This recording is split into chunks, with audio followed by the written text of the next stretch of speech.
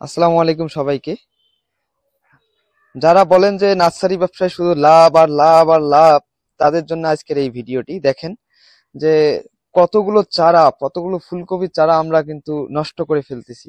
এই শেষ সময়ে একটা ফুলকপির একটা ভালো দাম থাকে, আমরা সেই লক্ষ্য নিয়েই কিন্তু ফুলকপির অনেকগুলো চারা করেছি। এখন দেখেন সেই চারাগুলোর কি অবস্থা, চারাগুলো নষ্ট করে ফেলা হচ্ছে। এখন প্রায় সব মিলে প্রায় 1.5 লাখের মতো ফুলকপির চারা আর কি নষ্ট করে ফেলা হইলো এই যে এই লটের। আর শুধু ফুলকপি না, ফুলকপি বাদে আরো অনেক চারা আছে, টমেটো চারাগুলোও কিন্তু নষ্ট করে ফেলা হয়েছে। দেখেন এই আহ, টমেটো প্রায় আছে 90 থেকে 1 লাখের কাছাকাছি। এই চারা কিন্তু নষ্ট করে এই যে খামির করে রাখা হয়েছে, যে কোনো মুহূর্তেই কিন্তু এই চারাগুলো ভেঙে ফেলা হবে।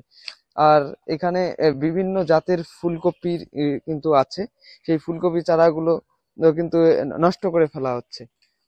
এখন দেখেন, যারা বলেন যে খালি ফুলকপিতে বা নার্সারি বিজনেসে খালি শুধু লাভ আর লাভ, এই যে একটা এত বড় একটা লস, এই লসটা কে পোষায় নেবে? এখন আশা করি যে যারা বলেন যে নার্সারি ব্যবসায় শুধু লাভ আর লাভ, তাদের একটু হলেও হুঁশ হবে।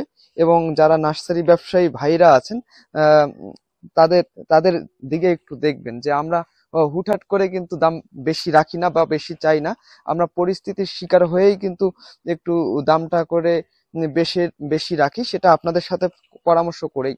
আর যারা আপনাদের সাথে পরামর্শ করে না, আহ, তাদের হিসাবটা অন্য আলাদা। আর এখানে দেখেন যে কতগুলো চারা আমরা নষ্ট করে ফেলতেছি। দেখেন দেখেন কতগুলো চারা নষ্ট করে ফেলতেছি আমরা।